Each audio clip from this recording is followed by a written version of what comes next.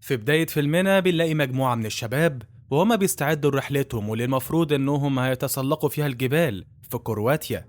والشلة دي بتبقى مكونة من 5 أشخاص، منهم فريد وكارين وممرضة اسمها كولوي وحبيبها لويك وويليام واللي يبقى حبيب كولوي السابق. وطبعا لويك لما بيشوفه بيتقدر. وبعد كده فريد بيقولهم على الاتجاهات على حسب اللي شايفه في الخريطة، وبيقول لهم إنهم هيضطروا يعدوا على أماكن خطر وعوق. وبعدين بياخدوا صورة ليهم كده كلهم عشان يفتكروا اللحظة السعيدة دي. وويليام بيصمم إن هو يقف جنب كولوي. وبعد شوية وهما ماشيين على الطريق ويليام بيقعد يعاكس في كولوي في التليفون، بس مش بترد عليه، خصوصا إنهم في منطقة ما فيهاش شبكة لأنهم بعيد جدا عن أي إشارة. وهم في الطريق بيشغلوا أغنية بتفكرهم بأيام زمان وبيقعدوا يغنوا ويرقصوا عليها، بس لويك ما بيبقاش متحمس زيهم عشان مش طايق ويليام. ولما بينزلوا لويك بيمشي مع فريد وويليام وبيستغلوا الفرصة دي، وبيتكلم مع كولوي بيقول لها هو قد إيه مبسوط إنه شافها تاني. وبعد شوية بيلاقوا إنهم منعوا الطلوع من على الجبل، غير كمان إن الطريق بتاعه مقفول. بس فريد بيقرر يتصرف عشان رحلته ما تبوظش، وبيقترح عليهم إنهم يطلعوا على الجبل برضه وخلاص. ومع إن لويك بيكون شايفها يعني فكرة وحشة، فريد بيكمل وبيطلع لفوق أكتر وبيأمن الحبل لأصحابه عشان يطلعوا. وبعدين بيطلع ويليام ووراه كولوي، ولويك بيبقى مقلق شوية بس بيطلع وراهم. وفي الطريق ويليام بيتكلم مع كولوي عن واحد من المرضى بتوعها اللي ماتوا وبيعزيها فيه. وهنا بنعرف إن كولوي لحد دلوقتي ما تخطتش الموضوع ده وحاسة بالذنب من وقت ما الولد ده مات. وبعد ما الكل بيعدي فريد بيقول لهم ازاي يتشعلقوا صح، وبيبدأوا بقى رحلتهم وبيمشوا على طريق واحد على الجبل وهما متعلقين في الكابلات الحديد ومتوصلين بحزامين أمان. والكل بيمشي ورا فريد في الطريق الخطر ده، ولويك بيكون خايف من الطريق شوية، بس كولوي بتشجعه انه يفضل مكمل. وهم طالعين لويك بيستوعب ان الطريق مش بالسهولة اللي كان فاكرها. وبعد شوية بيوصلوا عند كوبري وبيكون باين عليه انه خفيف جدا وخطر ان اي حد يقف عليه. بس فريد بيبقى مصمم يثبت لهم انه واد خطر بقى ومفيش من امه اتنين، فبيمشي على الكوبري ده وبيقول لهم بهزار انهم بمجرد ما يعدوا الكوبري ده مش هيرجعوا. بس الحقيقة انه ما يعرفش ان كلامه هيطلع صح. وبعدين بياخد الكوبري جري وبيمشي وراه ويليام وبعديه كولوي، واخر واحد فيهم لويك اللي فاضل له تكة وهيعملها على نفسه من الخوف. ولما بيوصل لنص الكوبري بيتوتر، وفجأة سبحان الله بيكتشف هنا ان عنده فوبيا من الاماكن المرتفعة، فبيدوخ. ولما كولوي بتلاقيه خايف بترجع بقى وبتشجعه وبتقول له جو اهيد يا برو، لازم نفضل مكملين في الطريق. فكارين بتروح عشان تساعده، فبتطلع على الكوبري هي كمان.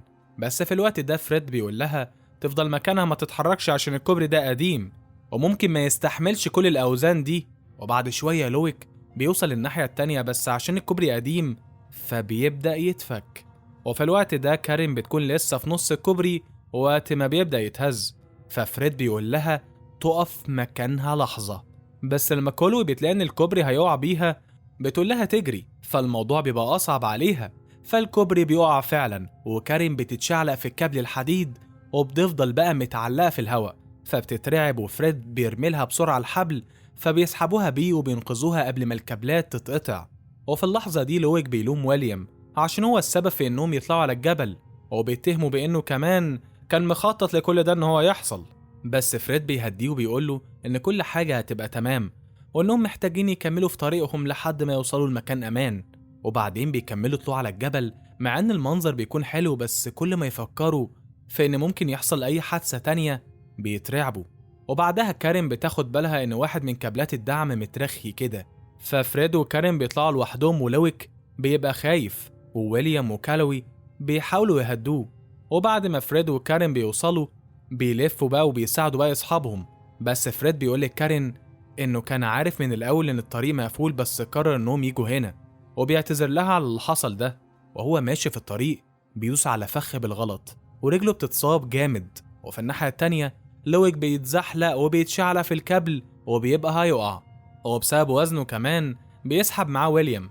وفي الوقت ده فريد عشان بيكون متصاب جامد بيقول لكارين تكمل هي لوحدها وتروح تدور على أي حد يساعدهم، أو تروح تنادي حد من صحابهم واللي أصلا بيكونوا في موقف أخطر ومتشعلقين في الهوا وهم في مكان عالي جدا. بس لحسن الحظ كارين بتيجي وبترميلهم حبل عشان تسحبهم بيه، وبعدها بيطلعوا كلهم من غير أي خسائر الحمد لله. وفي الوقت ده فريد بيبص حواليه وبيبدأ يقلق عشان بيحس إن في حاجة بتقرب عليه، وبيكون سامع صوت دوشة كمان. ولما بيقعد ينادي على أصحابه محدش بيرد عليه، وفجأة السلسلة اللي متوصلة بالفخ بتتسحب، وبيلاقي نفسه بيتشد ناحية الغابة، فبيقعد يصوت من كتر الوجع. وبعد شوية صحابه بيوصلوا في المكان اللي كارين كانت سايباه فيه، بس طبعا مش بيلاقوه، بس بيلاقوا الفخ موجود ومستحيل إن هو يكون هرب لوحده.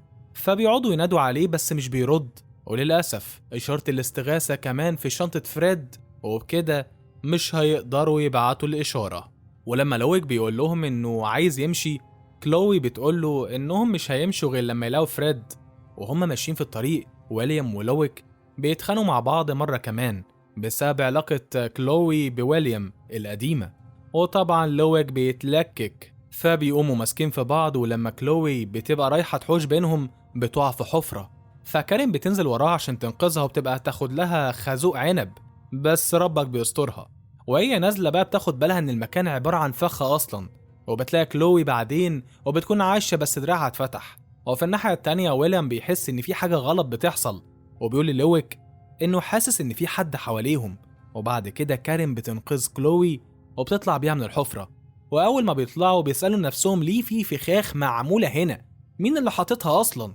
وبعد كده بنشوف فريد وهو بيتجر وشكله كده فاقد الوعي، والشمس بتروح والشباب لسه بيدوروا على فريد بس بيتوه في الغابة. فكارين بقى بتقعد تندب وتقول انها حاسة انهم مش هيقدروا يوصلوا لفريد تاني، بس كلوي بتوسيها وبيربطوا بعض بالحبل كلهم احتياطي يعني عشان لو حد وقع في الحفرة تاني.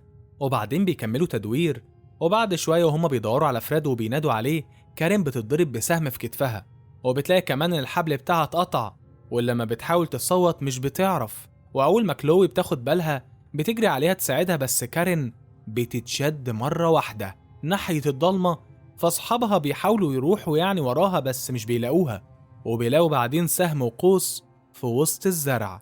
وبعد شوية لما المطر بيقف بيكملوا ماشي لحد ما بيلاقوا بيت، وعشان الدنيا بتبقى برد بره بيقرروا يدخلوا.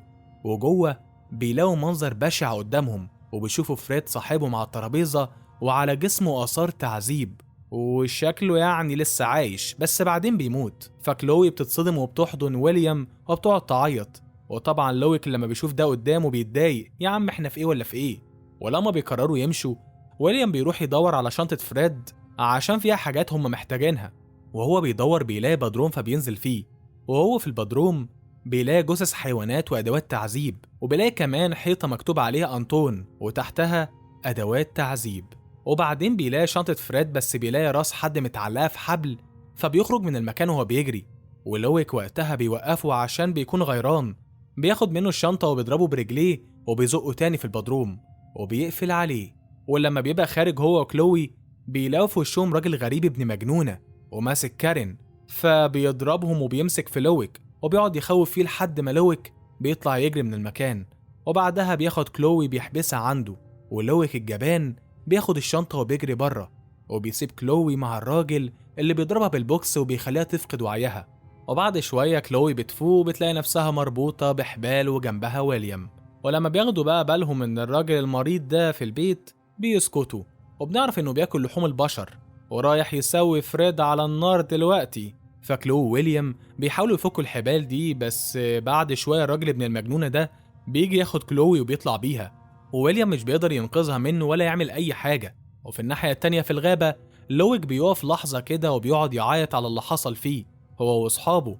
وفي الوقت ده في البيت ويليام بيقدر يفك نفسه أخيرا، بس بيلاقي باب البدروم مقفول بقفل، وبيشوف الراجل الغريب ده وهو رايح يقتل كلوي. فويليام بيقعد يخبط على باب البدروم عشان يفتحه بس مش بيعرف، ولحسن الحظ لويك بيعقل كده وبيرجع لهم وبيقوم حادف طوبة على الراجل ابن المجنونة ده وبيعصبه وبيخليه يطلع يجري وراه. فكلوي بتستغل الفرصة دي وبتفك نفسها وبتفتح الباب لويليام، وبعدين بيلاقوا جثة كارين وكلوي بتقعد تعيط عليها. وبعد كده النهار بيطلع ولويك بيبقى لسه بيجري في الغابة وبيحاول يهرب، وويليام وكلوي بيدوروا على أصحابهم. وفي الوقت ده الراجل المريض بيضرب لويك بالسهم في رجله فلويك بيحاول يبعد أكتر بس الراجل بيروح له وبيضربه، ولويك بيحاول يدافع عن نفسه وبيضربه بالسهم وبعدين بيضربه بطوبة، وبعدها لويك بيحاول يهرب وبيتشعل على السلم بس السلم بيكون خفيف جدا وفاضله تكة ويقع. ولما ويليام وكلوي بيجوا الراجل بيروح يستخبى، فويليام وكلوي بيروحوا للويك وبيحاولوا يساعدوه، بس ويليام وهو ماسك ايد لويك بيفتكر وقت ما لويك زقه في البدروم وقفل عليه، فبيقول لكلوي ان لويك ايده بتتزحلق وبيسيبه يقع، وطبعا لويك بيموت. وبعديها ويليام بيحضن كلوي عشان يواسيها، بس دوره بيجي هو كمان وبيلاقي ان الراجل ضربه بالسهم في راسه وموته، فكلوي بتجيب اخرها من الراجل ده بعد ما قتل كل اصحابها، فبتمسك السكينة وبتجري عليه تضربه بس بتلاقيه قوي ومتوحش فمش بتقدر عليه، ولما بيبقى هيقتلها بتناديه باسمه اللي هو أنطون، بعد ما ويليام كان قال لها على اسمه وقت ما كانوا محبوسين في البدروم، ولما بيلاقيها عارفة اسمه بيتنح وبيقف لحظة كده، فكلوي بتستغل الفرصة دي وبتذبحه، ولما بتروح تخلص عليه بتفتكر وقت ما المريض بتاعها مات وما قدرتش تنقذه فأعصابها بتتعب ومش بتقدر تعمل له حاجة وبتقرر إنها تسيبه على كده وتمشي، وبعدين بتمشي من هناك وبتربط نفسها بالحديد وبتعدي كده مكان الكوبري عشان توصل الناحية التانية.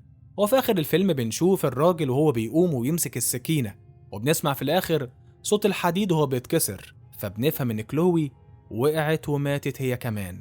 وفي الآخر بنعرف إنهم لقوا جثة لويك بس دونا عن باقي أصحابه، وده معناه إن أنطون لسه عايش ومكمل في العته بتاعه.